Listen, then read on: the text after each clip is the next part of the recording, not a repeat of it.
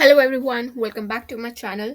Today on my channel, I'm going to start with the Excel series. So in case you are new to Excel and you don't even know how to create a workbook in Excel, so I'm going to show you everything step by step. So in today's video, we are just going to see how to create a workbook in Excel. So it is going to be a very short video and let's start. So what you need to do is you go to the search bar and type Excel, okay? Now, when you enter the Excel, you see this option of blank workbook. Just click blank workbook and you will get a new workbook, a space to start writing your formulas. Okay, so for example, I can write hi or I can write numbers. So we will go forward in this how we can use Excel in different ways.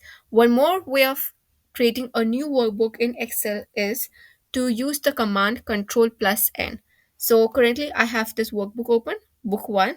Now if I press one command, that is Ctrl+N, I will have another book open.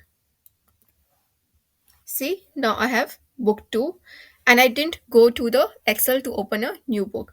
Now I just use the command Ctrl+N. So that's all for this video. This was a very short video on just how to create or open a new workbook and how to start writing in it. Just typing, just select any cell and start typing anything, any numbers.